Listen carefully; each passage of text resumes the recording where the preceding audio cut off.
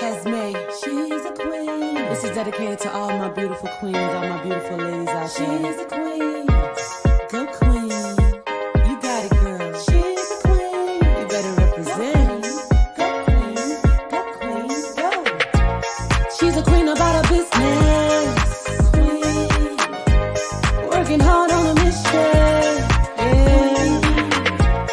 Head high, purpose driven. Purpose driven. Crown will never tilted. Queen. Go queen. Go queen. Go queen. Go. Represent. You're a queen. You're a queen. Oh. Ruby Buah went from being a financial analyst at Coca-Cola to taking the leap to building a world-renowned brand, Kuu-Ahh. With the determination to offer authentic products, she moved from Atlanta to her home country of Ghana to launch the brand.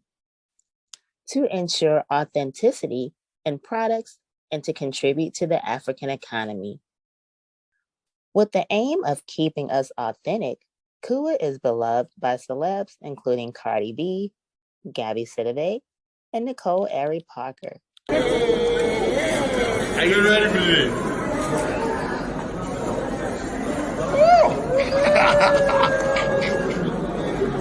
Yeah.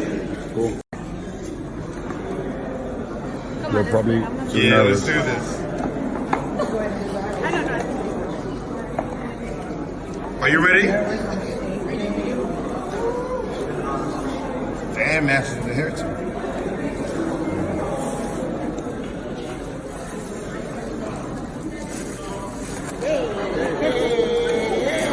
Are you ready for this?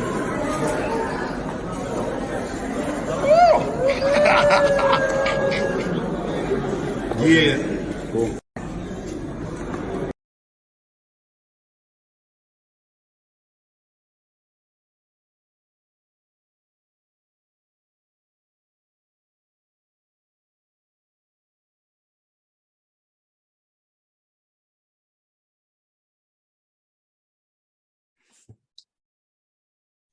Thank you for joining another episode of the Q Chat. Today, my very special guest is Miss Ruby Buah, and Ruby has this wonderful brand called Kuu-Ahh, which stands for Keeping Us Authentic. It's a brand of amazing handbags and jewelry, and her brand has reached a lot of notable celebrities such as Cardi B, Nicole Ari Parker, Gabby Sidibe. And Miss Ruby used to be in corporate. She worked for Coca-Cola and she followed her dreams and became an entrepreneur. So I just have so much to ask her about with our entrepreneurship journey and also some things she can say to inspire others who are taking the same leap right now. How are you doing today? I'm doing good. Thank you for having me over. Awesome. And I forgot to mention that you're currently in Ghana for everyone that tunes in. So this is a first too. And that is, I'm like so blessed and touched to speak with you. So as I read everything about you, of course, the first thing that struck me was how you went from corporate and you took a leap. So can you tell us just about that journey of how you went from working in corporate and you did something that a lot of people are doing now? They're stepping out on faith to follow their dreams in business. Yep, I did exactly that. And for me, it wasn't even planned. I was in the corporate world and I took one jewelry making class. I think we strung a couple of necklaces and that was it. I was hooked. The next day I went out and bought a lot of beads and started making some. And I kept thinking, who's gonna wear all these? I better start selling them because what am I gonna do with all of these? And people would stop me and say, oh, I like your necklace or I like your earrings. And I said, okay, definitely I have to try and start selling these. And that is how it started. I'm from a typical middle-class Ghanaian family where our parents want us to either be doctors or engineers or architects, or you already know how it goes, right?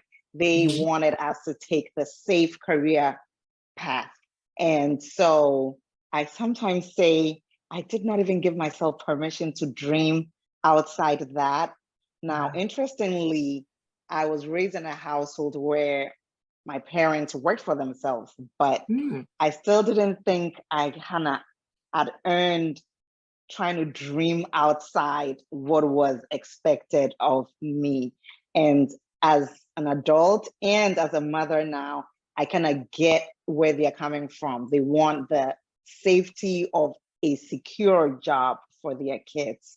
So they are quite uncomfortable with the, for lack of a better word, instability that comes with running your own business. And so that's why they most likely encourage us to take those paths. So me stumbling on jewelry making was so unplanned, and I'm happy I did. And I'm happy I didn't look back. So what, and I have heard about, Ghanaian parents or just parents from African nature, like that is the thing, become a doctor or a lawyer or an engineer, which isn't, bad goals, obviously, but I have heard about that pressure to join like a great career like that. So what was your transition from Coca-Cola to following this dream? Like, how did you transition out, and how long was that process for you? So the itch while at Coke, the itch was so strong. I kept saying that maybe I need a new job, or I need a different job, And my then boyfriend, who's my husband now, he would say that, I think you just want to work for yourself. And I said, no, maybe I just want to try something else. So I did actually work somewhere else for a little bit after Coca-Cola, and the itch was still there. I kept finding reasons why I wasn't happy. And what ended up happening was I sometimes wouldn't even give my best because I kept feeling like I'm wasting away. I want to do something else. So, but the stability of getting a paycheck every 2 weeks is also very strong, right? So what had to happen was I applied for school, a fashion school, and I applied to the Fashion Institute of Technology. I got an interview. I went, I got in for a degree in jewelry design. And I said, I have to go because now you have a reason. And so I used going back to school as a good transition from corporate to working for myself. And so now that I give myself that clean break and I'm now in school for something totally unrelated, it was hard to now finish school and say, I'm going back to finance. So that was how it's almost like how people want to transition from relaxed hair to natural hair. And they're like, you know what, let me chop it all off. Now I don't have a choice. I'm going to grow it natural. Something like that. I needed something that really cut the cord and said, this is where we're going. This is the new direction. And that is what going back to school did for me. I love that analogy. Obviously, I understand what you're talking about. That's an amazing. I see the hair, analogy. so I knew you would. That's an amazing analogy. I love that so much. So, and I know you mentioned, and the things that you discussed just now are just things I think are so typical for, those of us that have transitioned from corporate or just having that, like you said, the stability of the bi-weekly paycheck and whatnot, to take a leap, because there's so many different levels from going from working, in corporate, the traditional 9 to 5, to working on your own. Some people, they transition out, like you said, perfect scenario. They transition out, or they just boom, like I can't do this anymore, and they do like a hard quit, and they, go into working for themselves. Either way, both of them have their own set of challenges. Definitely. How was it for you? What obstacles or challenges? I know you mentioned obviously the stability that everyone goes through, and there is a fear. I know, like the F word is something I tend not to try to use too much, but it is a fear, because we all have to eat, but when we take that leap and it's like, okay, because I just feel like some businesses takes full-time effort. It's just really a huge challenge working, and then to each his own, but some things I think are really hard, and you do have to devote all your time to it, and you have to take that leap. So what challenges did you face doing so? So for me, I practiced my my creativity, should I say, as a side business for a while. So it wasn't an immediate leap. And I would go to like art festivals, pop-ups, just do different things to make sure that people were still buying it. I was keeping current. And thank God my financial analysis background came in. So I started keeping track of how much I'm selling, what styles, what designs people are gravitating towards, my profit margin, to make sure that, okay, so if I'm making 10 pieces and I'm selling them for this amount and I'm making this much money, if I had all day to make this and I'm able to now make 50 pieces, how much money will I make? Will that be able to, initially, I'm like, even if I can hit half of my income from corporate America, we're onto something, right? Yeah. So these were some of the decisions I had to take. And when I got comfortable enough saying that this would work, and I started putting some of my products in some boutiques, I figured it would really work. Now, I also read a story about a woman who was an attorney and switched to making jewelry. And hers, what was crazy about hers was she only made stretch bracelets and she was making money off of it. I said, oh, I can do this, you know? So some of the challenges, of course, losing an income, but I will tell you the biggest challenge is convincing yourself that you are worth this new journey. Right. Just telling yourself that it's okay, you will see it through, and telling yourself that even if all fails, you can fall back on your what you were doing before.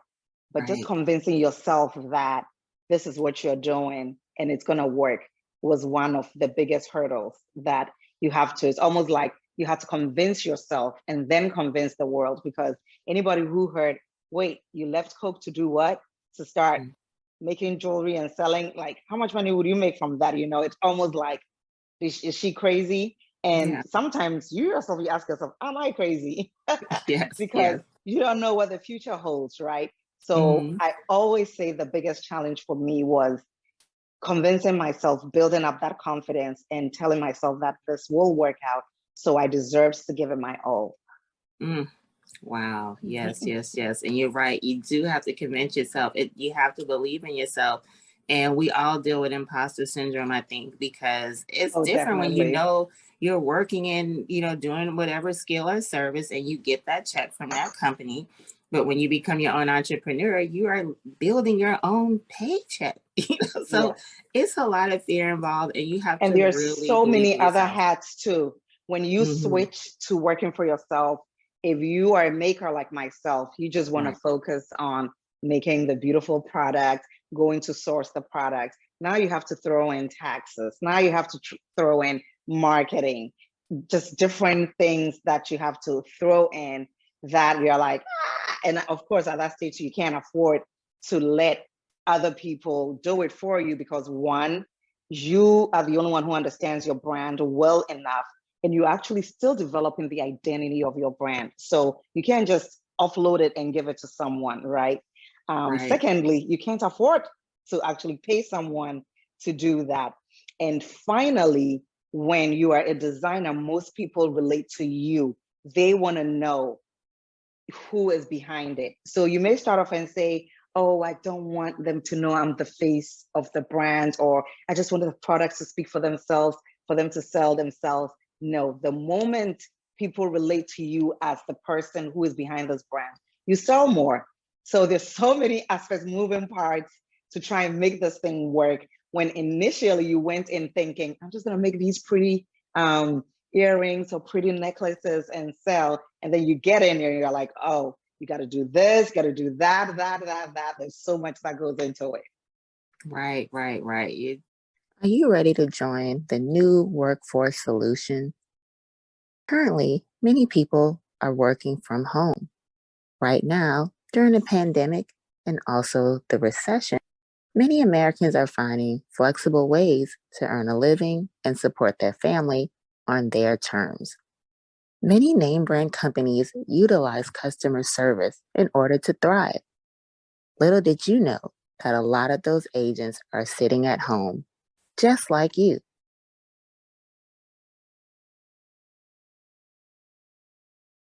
Contact FlexPro today and learn more on how you can make money, earn a living, have flexibility, more time with your family on your own terms.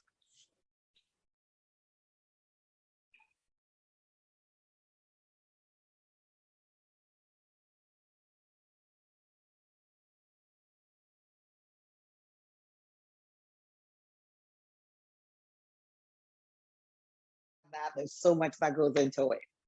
Right, right, right. You're totally right. It's just a whole different ball game. So one Yeah. of the things I want to ask you, of course, is about your brand. Kuu-Ahh is keeping us authentic.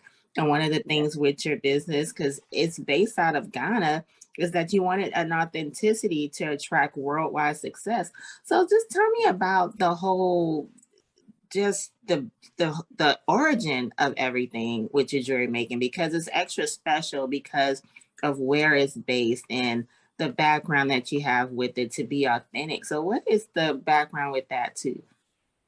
So once I started the jewelry, so born and raised in Ghana, then moved to the US, I decided to add clutch bags, and I decided to have my clutch bags be African inspired.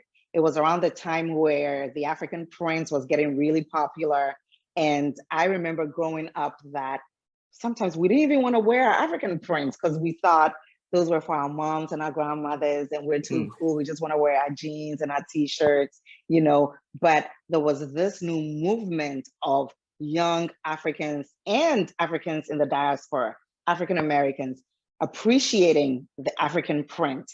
And I still thought that, okay, I may not be, to myself anyway, I thought maybe I couldn't rock an African print dress in the middle of winter in New York, but I can hold a killer clutch bag with a touch of African print. And I know for sure people will stop and say, where did you get that? So that's why I went into the accessories. And because I was already in jewelry, I like the fact that one size fits all. So if you like the clutch bag, you like it. It's not going to be a matter of, does it fit me? Is it my size? Is it, you know? And again, I'm coming from a finance background. So I said, what can I make that selling it will be easier and people won't have a whole lot of questions about it before they buy it? You take size out of it, boom. I like it. I like the color. I like the style. I'm getting it. So that's how I introduced the handbag line. And it felt so good knowing that I was paying homage to my African roots, my African culture, because as I mentioned, it was around that time that it was hip to be African. It was hip to show off that you have a piece of product or you're rocking something from the motherland. And so the timing was truly perfect. Now, we would visit home on the summer breaks and Christmas and all that good stuff. So whenever I would come, some of the issues that we face as a developing country would stare me right in the face. I knew how high unemployment was, but I also knew how talented people were. And I said, if I brought production here, one, this is where the print is coming out of. This is what we've known all our lives. And I'll also be creating, giving people jobs. So it made so much sense to bring production to Ghana. Wow, that is something else. And it's so beautiful and special that you were able to incorporate that. So that's very commendable as well. And it also, it's like a compliment also, like you said, to your upbringing and your background. And I feel like it also educates us too, just to learn different things about our culture and our ancestry. So that is very beautiful. And you're right. It's I didn't even look at it that way. Yes. It's definitely keeping everything authentic. Like I just really like appreciate that. I just think that, and it also leads into, I just think loving ourselves too, loving our culture, you know? So I just think that's another compliment with your brand. So I think that's very beautiful. So Thank you. speaking of, I know, like you mentioned, just being an entrepreneur as well, like you have to have that confidence in yourself. You have to believe in yourself. So it ties into something that I do think is very important, and that is self-love. Self-love, I think, is something that we don't think about sometimes and tie it into entrepreneurship. But in order to just follow any type of dream, you have to really believe in yourself, like you said, and know that you're worthy. So, and you touched on it a bit, but definitely just tell me, like, how do you feel about self-love? How do you define it? And I know you touched on it obviously with self-worth, and just like I said, your brand is beautiful, and I really feel like it's a reminder too for us to love our culture. So what role has self-love played with this whole Kuu-Ahh brand? So for me, self-love, being from Ghana, moving to the US when I was 17 years old and encountering people who are sometimes not educated, let's say, on Africa, the continent, right? Yeah. So you get a bit of those comments that, oh, do you guys still do that? Or do you guys do that? Or even sometimes when it's meant to be a compliment, it's a bit demeaning, as in they talk to you and after a while you're like, yeah, I'm from Ghana. They're like, oh, I didn't think so. Oh, you're from Ghana. And I'm like, well, what did you think? You know? So even through that process, I had to love myself and unapologetically, right? I had to accept that, yes, I may be coming from a country that is still developing. We may have our issues. There may be a lot going on, but we also have, we're cool like that. We have a lot going on. And I'm from a rich heritage. I'm from solid history. I'm from people who've been here for, I mean, centuries before a slave trade. I'm not going to be defined by just that part of our history, you know? Yeah. So during all this, and then also seeing how people embraced me helps you become more confident. Now, self-love is even taking it a bit further by knowing that you may not get everything right, but give yourself room to make mistakes and grow from it. Give yourself grace. And every small business owner knows that not every decision will be a hit.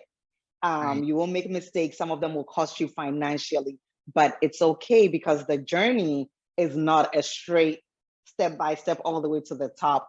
It's curves, ups and downs, and it's okay. You have to love yourself enough to accept that truth and love yourself even through your mistakes, through the downs of this journey, and through it all. So yes, self-love is so important. Wow. Oh my God. I love that so much, so much. So one other great thing about your brand, as I mentioned, it's gotten into the hands of some very notable celebrities. Of course, Cardi B, Nicole Ari Parker, Gabby Sidibe. So how did you start from just making this jewelry that people complimented you on to following this dream to getting it in the hands of these notable people? I just think that's amazing that it's flourished and blossom like this.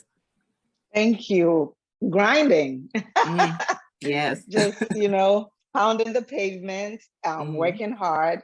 And through that, people see you. You know, you may wake up and not want to post on your social media page, but you know you have to, you know. So pretty much that's it. You find out that certain celebrities are going to be in your city. You try looking for the right people so that you can get your products in the right hands. Because I'm confident that once they get exposed to it, they will love it and come back. So that was more that. But when it comes to getting in the hands of celebrities, what I actually find so interesting and I'm tickled by it is how much my customers, my clients, my fans, how much they love that aspect of the brand, right? They're like, oh, we saw that Cardi B was, you know, had a Kuu-Ahh bag and we saw that, you know, and I'm tickled by that because at the end of the day, the everyday Kuu-Ahh woman is really who sustains us, right? So the once in a while celebrity that comes through, it's not our bread and butter, if you know what I mean, you know? Right. So whereas I'm really excited for the publicity I get from the celebrities, I don't want to downplay the biggest role that the everyday Kuu-Ahh woman plays in the brand. Yes.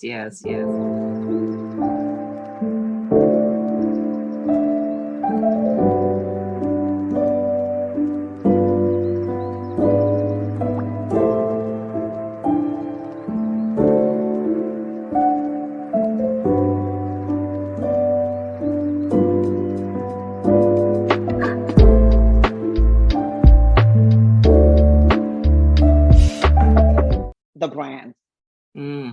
Yes. I love it. So one thing I wanted to ask you is, you know, a lot of people we know are joining entrepreneurship, especially women of color, especially during the pandemic. You know, a lot of people, they decide to go in entrepreneurship for other reasons. They realize they weren't really happy with the typical 9 to 5, or they just had a dream that they had been sitting on, or they perhaps had a side business that they didn't really think could be a full business, but they realized it could be so many different things with that. And one thing I wanted to ask you is because sometimes, you know, when you're starting a business or you're starting a brand, it does not flourish overnight. Like you mentioned, the grind, you know, it takes a lot of time. Sometimes entrepreneurship tends to be glamorized, you know, but there is a lot in the background. Sometimes you may be lucky and it blows up in a year. That a year may be 5 years or even a decade, but you have to stick to it. What would you like to say to someone who they may tune in and they're in that incubation period where they put in their sweat and tears into it, and it's like, oh wow, this is just not, it's happening slowly, you know, I'm not really making money off of it, it's not blowing up per se. What would you tell that person just to keep them motivated? I'll tell them, one, to be realistic. I always say that there's a thin line, or we kind of walk on the line of what we are so passionate about and what sells. I'm also a big fan of don't just jump into your passion and want to do it full time just because you love it so much.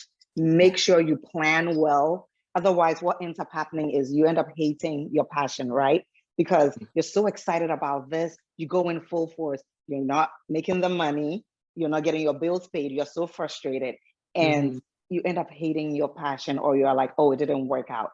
But truly, you jumped in too fast. You should have taken your time and done a better job at transitioning. So I always say that be very realistic. You could make a product that you're like, oh, I really love this, but your market may not be responding to it. You either have to find the right market or accept that maybe the world doesn't see it as hot as you think it is. And that's where you have to, you know, shift your, should I say, passionate or creative hat a bit and put on the business hat and say, okay, what is the right decision we need to make for that business? That's when you transition from this was a hobby, but this is now a real business. What do I do? As I said, I also didn't even like putting myself out there. But every time on social media, I put either my image or something, it comes across as more authentic and people respond to that. And so after a while, I'm like, okay, Ruby, if when it's your picture, you're getting 4 times the likes or the response, and people are like, we want to know what you are wearing. Where can we get what you're wearing? Why are you holding back? You know, you have to, through the insecurities of, oh, how do I look? You know, is my gray hair showing? Have I gained weight? Have I, you know, you just have to push through all that and do it, you know. So I will say that to them, that definitely be realistic. I would also say have a plan. Seriously, have a plan and say, and sometimes the plan could be as simple as, I want to triple my sales in the next 6 months. So once you put that down, you see your naturally, you start working towards that goal. And so you start asking yourself, okay, if I want to triple my sales in the next 6 months, do I even have enough products to sell? Because all the products you have may be double the sales. So realistically, how are you going to triple the sales? That is also when you start tracking, what months do I make most sales? So once you have a plan, it forces you to do so many things to help you achieve that goal that you put down on paper. Another thing I would say is get the right training and education in your field, you know. So for me, even outside doing the jewelry degree, I took some handbag making classes. I'm always online looking at people's videos on how to make this, how to make that. I'm taking marketing classes. I did not think that I had to take a lot of those, but I'm always learning, especially for social media. I have a business admin background, but they didn't teach social media back then, right? So I'm always taking either a master class or just always trying to grow in my field somehow. I think sometimes when people start out, they get so caught up in making or doing what they are doing that they forget to take some time out and learn so you can stay current, you know. And lastly, I've already touched on it, but stay confident in yourself, right? And sometimes confidence does not only mean when you are winning. sometimes confidence is when you are down, but telling yourself that I came into this with a clean heart. I know what my products will do for people. And even though this may not be my strongest year or month, I'm confident that it will get better because I know I'm really grinding and working hard at it. So that's what I will say. Love it. I love it. I love it. And you're right. It all goes back to confidence and also educating yourself because going into business is more than just making a product or putting out something. You have to learn the business side. So that's definitely true. So another thing I wanted to ask you about Kuu-Ahh, I know you started with jewelry, but it also, your brand has clutch bags, beaded jewelry, rings made with stones, earrings made with real leaves dipped in Ghana gold, bracelets, and of course, everything is handmade in Ghana, West Africa. So just tell us more about you using real leaves and jewelry pieces dipped in gold, like the technical side of it. Like obviously your jewelry is just beautiful, the bags, everything. Where do you get your ideas from, just to utilize these different things that you're doing? Like, it's just something else to me. So I noticed that I gravitated towards elements from nature. So that's why I love using the real stones and real leaves. And I like the idea that you would wear it and someone would say, that's different on you. Because I feel like the Kuu-Ahh woman, I always say that the Kuu-Ahh woman has that understated confidence.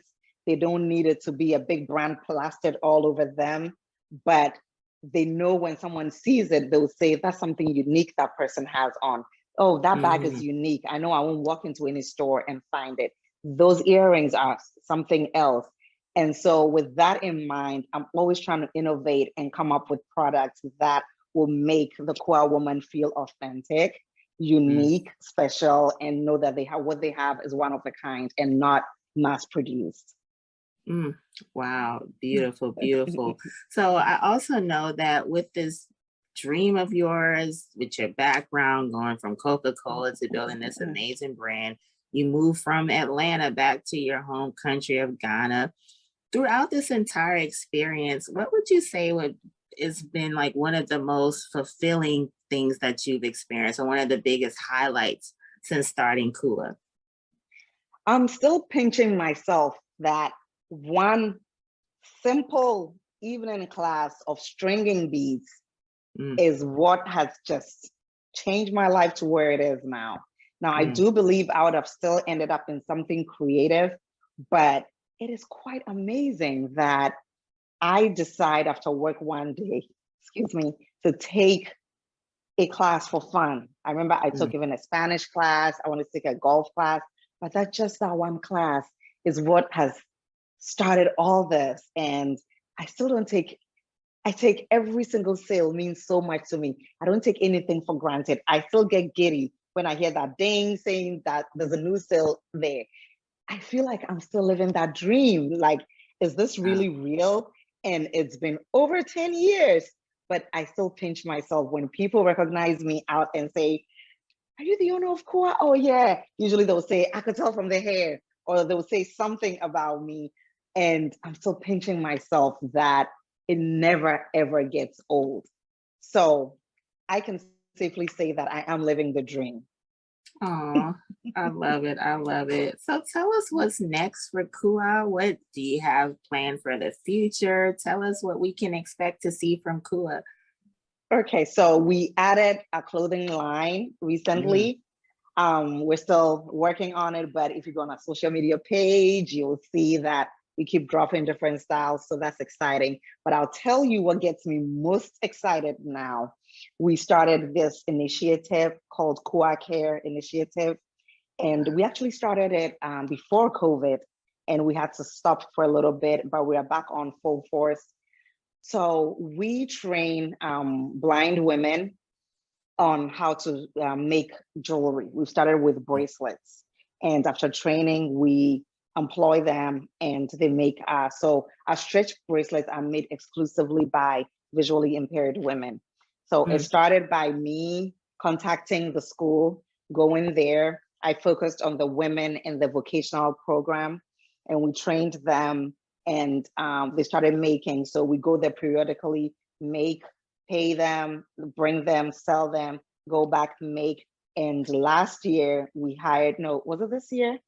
But it wasn't too long ago. We hired our first employee who is fully blind, and she comes to work and she makes the bracelets for us. So we're hoping to hire some more of them. So that I just feel so good about that. Interestingly, today we went there today and made bracelets. We came back with over 100 bracelets. So that is really what gets my heart to smile. That's beautiful. I love it.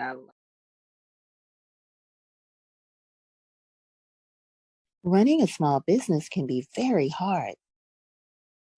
Entrepreneurs wear so many hats: marketer, appointment setter, content creator, consultant, executive assistant, CEO, accountant, payroll manager, social media manager. If you're still running your small business on your own, you've just created another job for yourself. Hire help today. Scale your business, attain more clients, and generate more revenue. Let FlexPro Staffing Solutions build your business by hiring a virtual assistant at an affordable cost.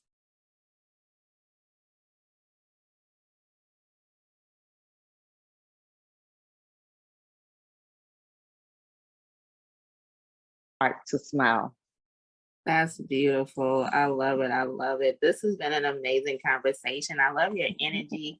And I just, like I said, what you're doing is so special. And I love how it is keeping us authentic. It's keeping us educated. It's keeping us inspired. And it's also keeping us looking good. Hey, thank you. So we can't lose with that. So before we end everything, tell everyone how they can find you, how they can follow you on social media, and how they can shop and buy these beautiful pieces. Great. So social media, I say our Instagram page is where all the action is. It's Kuu-Ahh Designs, so KUA Designs. And we have a kids line too that we make soft toys and kids clothing. That is Kuu-Ahh Kids, so KUAKIDS. You can shop online, KUAHdesigns.com. But as I mentioned earlier, you may get it right, but not all the time. Our website is always work in progress. But the good thing is we are always updating it weekly. And because we are a small business and it's not mass produced, pretty much everything on our website is one of a kind. Awesome. I love it. I love it so much. So I do hope that everyone that tunes in picks up on these amazing gems that you gave us. Like I said, you have a wonderful inspirational story. I do love how you followed that dream, but you also was very transparent about how we do have to educate ourselves on business, of course. Also have that confidence because, hey, everyone has imposter syndrome. There's nothing like having that fear check. And it doesn't go away. Exactly. It's something that you have to work on regularly. And you know, like you said, there's right. And there's nothing like having that regular check. Obviously, it's security, but you know, when you do follow your dream, you are the creator of your own success. So I just really appreciate just the information that you gave us. And again, this is an amazing brand. I do love it. And I'm just happy that I had a chance to speak with you. And I know that everyone's going to love this interview. This has been really great. You have a beautiful energy. And that natural hair analogy is amazing. So I'm going to have to use that in private conversation. Like that was the best analogy I think I've ever heard related to business, like in transitioning. That was great. Thank you. Thank you. I just wanted to add that if anyone is starting their journey in it, first 5 years, first 10 years, first 20 years, sometimes people are forced to go back to the corporate world or to go work for someone. Don't feel bad if you have to do that. Don't feel bad if you have to do that. Sometimes you may have to do that to pay the bills and also to raise more money and then go back to your passion. But Don't see that as you failed or then that's it. Continue, do what needs to be done, and continue building your brand. I don't like the idea that sometimes there's shame surrounding, oh, but I thought you used to make soap. What happened? You stopped. It's okay if she Yeah. decides to stop and go get a job and then come back to it. Don't feel tied to a dream or a goal when it's not working out, and give yourself permission to make the decisions that best works for you. Yes, yes, yes. I love it. I love it. I love it. And that's another great thing that you just mentioned. Just never give up. You know, it's okay to Don't take a give up. pause, because at the end of the day, we do Yes. have bills. We do have to eat. And sometimes you really do have to, once you leave, you may have to go back in order to finance that business. You know? Yeah. And sometimes your side gig becomes your full-time gig. And then you get a little side gig in the corporate world, maybe working part-time or working from home, you know. So there isn't just one formula that works, you know. Right. Because at the end of the day, you have to do what is best for you. You know, hold on to your dream, but do what's best for you, you know, and that's something that needs to be said. Because again, I think sometimes we glamorize entrepreneurship. Exactly. We'll put down people for working, and, you know, we all have, at the end of the day, we have bills to pay regardless. You know, dreams are beautiful, but if your dream is not producing any money, or if your dream needs financing, it all goes back to, we have to pay for our dreams too. You know, like you said, there's other sides. You have to buy supplies if you're building a product. You know, it is what it is. So I do appreciate that too as well. And that's something that we have to, you know, make note of. Do what works best for you. Just follow your dreams, and whatever path that you take, you know, my roadmap may be different from yours, and vice versa. Most likely will be different. We have to build our own destiny. So I do love that too as well. Thank you. Thank you so much, Ruby. Again, this is Miss Ruby Buah, and Ruby has this amazing brand, Kuu-Ahh, which is keeping us authentic. So please be sure to follow her on social media, support her. This is an amazing brand. And in addition, just take heed to a lot of the things that she said. Very realistic, very transparent. I just, you know, like everything that she said, sometimes it may take 5 years or 10 years, but whatever path, again, that you have to take in order to follow that dream, don't be ashamed, just go for it, but go in your own direction. If you have to work full time and come home at night and work on that in your brand, do so. If you have to, maybe, like she said, your side hustle becomes a full-time hustle, but you got to go ahead and do that business 9 to 5, work for somebody part-time, whatever it takes. Just don't be ashamed. Do whatever works for you to follow your path. So at the end of the day, you're going towards making that goal and that dream come true. And that is all that ultimately matters. So thank you guys for tuning into the Q Chat. Make sure you be safe, follow your dreams, and go love yourself. Thank you for having me. Must have did this beat.